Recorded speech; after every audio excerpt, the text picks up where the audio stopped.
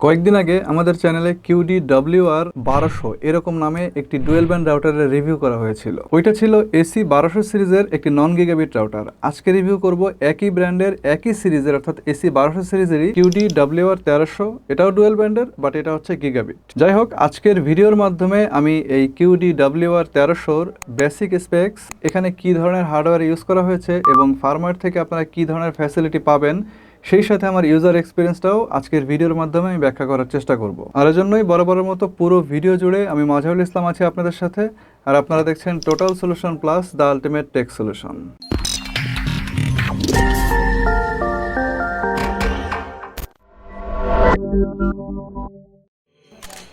Total প্যাকেজটা দেখতে এরকম। একে আনবক্স করলে প্রথমেই আপনারা রাউটারটাকে পেয়ে যাবেন। এরপর থাকছে 12 ভোল্ট 1 এম্পিয়ারের একটি পাওয়ার অ্যাডাপ্টার, একটা RJ45 এর প্যাচ কর্ড এবং কনফিগার করার জন্য কিছু ম্যানুয়াল বা নির্দেশাবলী। রাউটারের বডিটা দেখতে মোটামুটি আগেরটা অর্থাৎ WR1200 মতোই, বেশ স্লিম, কালারটাও ধবধবে সাদা এবং ম্যাট ফিনিশিংয়ের। রাউটারের উপরের দিকের মাঝখানে অ্যাশ কালার দিয়ে কিউডি ব্র্যান্ডিং করা রয়েছে, আর বডি শেপ, অ্যান্টেনা এবং অ্যান্টেনা বডির আসপেক্ট রেশিও, কালার এবং রাউটারের ওভারঅল চেহারা সুরত হঠাৎ করে দেখলে আপনার কাছে WR1200 মতোই মনে হবে। তবে বিল্ড কোয়ালিটি আগেরটার চাইতেও সলিড মনে হয়েছে। বডিটার উপরের দিকে হালকা কার্ভ রয়েছে, অনেকটা এরকম। রাউটারের বডির উপরের দিকে 11টা লাইট ইন্ডিকেটর দেখতে পাবেন। এগুলো ইউজারদের জন্য মারাত্মক ইউজফুল হবে বলে আমি অন্তত মনে করি। ব্রিদিং ভেন্টগুলো রয়েছে রাউটারের শুধুমাত্র নিচের দিকে, আশেপাশে অথবা উপরের দিকে একেবারে সলিড, কোনো ধরনের কোনো ভেন্ট নাই।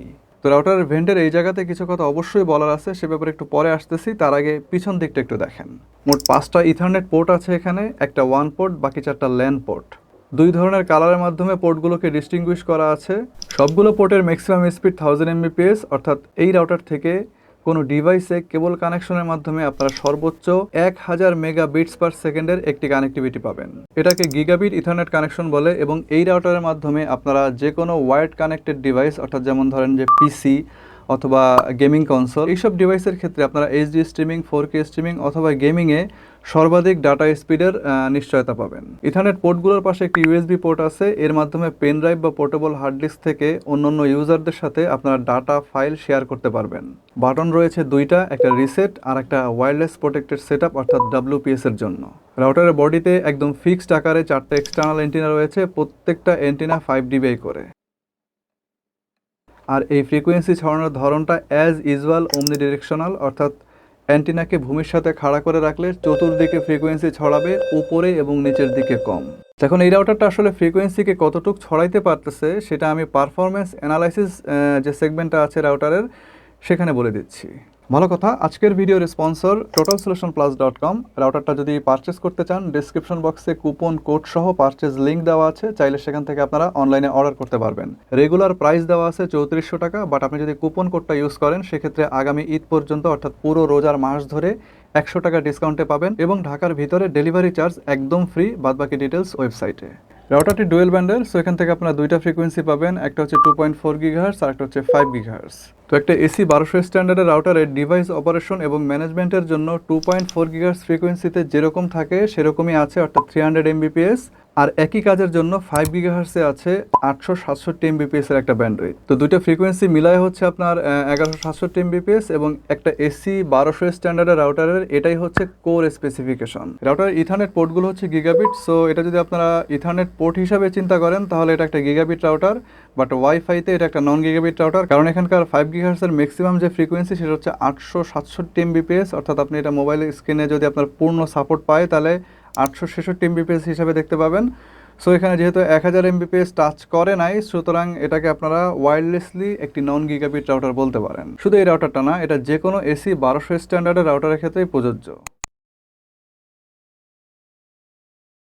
রাউটারের ফার্মওয়্যারটা খুবই ইজি লাগছে আমার কাছে, একদম অগোছালো না, খুব গোছানো এবং বেশ অর্গানাইজড। ফার্মওয়্যার দেখতে অলমোস্ট WR1200 মতোই, সেটিংসগুলো হুবহু সেম টু সেম ভাবে সাজানো আছে। কমন অপশনগুলোর মধ্যে ফ্রিকোয়েন্সি সেটিংস অর্থাৎ security, channel number, channel width, transmission power ইত্যাদি ইত্যাদি পরিবর্তন করার সুযোগ থাকবে আগেরটার মতোই। এটা 2.4 GHz এবং 5 GHz দুই জায়গাতেই পাবেন। 2.4 গিগাহার্টজের চ্যানেল নাম্বার 1 থেকে 13 পর্যন্ত পাবেন। আর 5 গিগাহার্টজের চ্যানেল নাম্বারের যে লিস্ট সেটা আপনারা দেখতে পাচ্ছেন।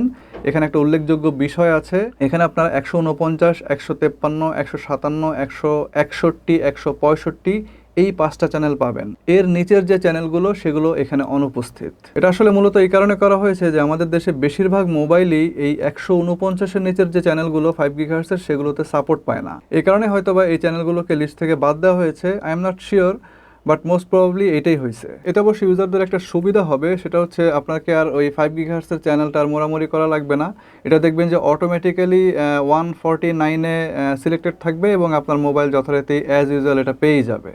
রাউটারের ফার্মওয়্যারের মধ্যে আরও একটা অপশন আছে, সেটা হচ্ছে স্মার্ট কানেক্ট।